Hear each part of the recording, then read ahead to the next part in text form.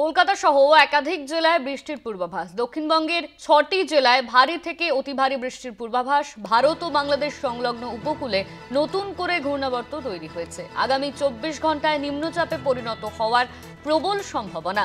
দক্ষিণবঙ্গে মেঘলা আকাশ, বজ্রবিদ্যুৎ সহ বিক্ষিপ্ত থেকে ভারী বৃষ্টি। বইবে 30 থেকে 40 কিলোমিটার হালকা ঝোড়ো হাওয়া। উপকূল ও পশ্চিমের জেলায় কমলা সতর্কতা জারি করা হয়েছে। রবিবার থেকে মঙ্গলবার পর্যন্ত ভারী থেকে অতি ভারী বৃষ্টির সতর্কতা দক্ষিণবঙ্গ জুড়ে। আগামী 24 ঘন্টায় নিম্নচাপে পরিণত হওয়ার প্রবল সম্ভাবনা রয়েছে।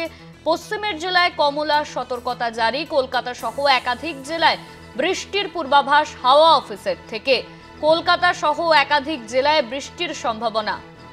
আমাদের সঙ্গে ফোন লাইনে রয়েছেন আমাদের প্রতিনিধি কোয়েল মণ্ডল। কোয়েল, পশ্চিমবঙ্গ সহ বিভিন্ন জায়গায় বৃষ্টির সতর্কতা জারি করা হয়েছে হাওয়া অফিসের তরফে।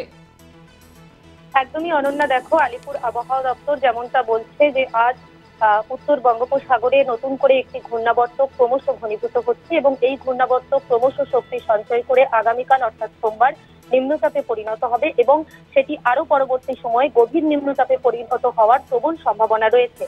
এবং এই পরিস্থিতিতেই কিন্তু একদিকে ঘূর্ণাবর্ত এবং অন্যদিকে দক্ষিণ পশ্চিম মৌসুমী বায়ু সক্রিয় রয়েছে, যার প্রভাবে গোটা বাংলা জুড়ে ঝড় বৃষ্টির পূর্বাভাস দিয়েছে হাওয়া অফিস।